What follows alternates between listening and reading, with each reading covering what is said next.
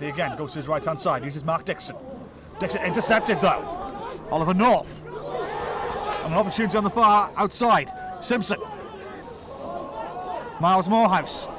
Still kept in the home side's possession with Luke Northmore. Northmore going out to the touch at try line, and he has scored for the home team. Luke Northmore the scorer, and what a start for the home side. So the away side restart. Deep into the 22. This one's heading our way, and we'll just. Oh, it's a great take by Manda Wenger. Excellent it was. Really was you talk about last-ditch tackles. That was a last-ditch catch. And they win the penalty from it, taken quickly by DeCoffey, who's looking to reassert Loughborough's authority into this game, and they're back in a tie with Henry Wilden. Tap and go, taken quickly. Wham bam, thank you, man.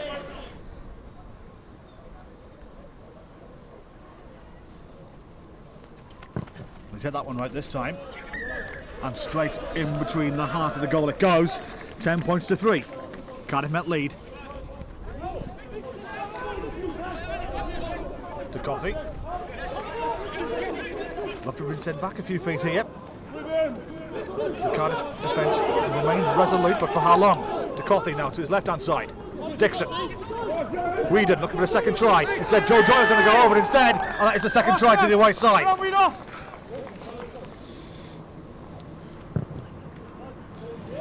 Distance, line, both good.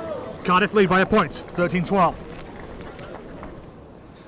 This will take a 15 points to 13 lead. Win behind and right in the heart of the goal. Loughborough lead by 2 points with 5 minutes to play in this first half. And really start going through the gears here. And Simpson sends this one on its way, and this time it is good. Williams' option is only to have the kick. Manda Wenger's the man under it. Trying to launch a counter-attack and trying to maybe find him a way to put him into touch. He remains inside the battlefield. The huge backfield both. Loughborough got an opportunity to either very narrow defence or a lot of both in the backfield due to the number of Yorker committing to the ruck. Well, Kay's the man in. Kay is the man going to be in, and they're going to go over. Well, it's been scrappy, it's been loose, it's been messy, but Loughborough will not care. They're over, and now they have the lead. They don't need when they're now chasing the game. Yes, and they're still in their 22 as Loughborough are trying to find a second try, or a fourth try I should say, to pick up that bonus point.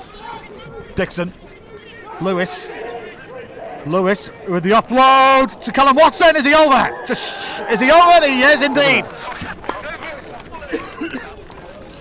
Exactly what Loughborough were looking for. They now go 11 points clear, 4 tries to their 9 this evening. Tackle there. Miller, Adams.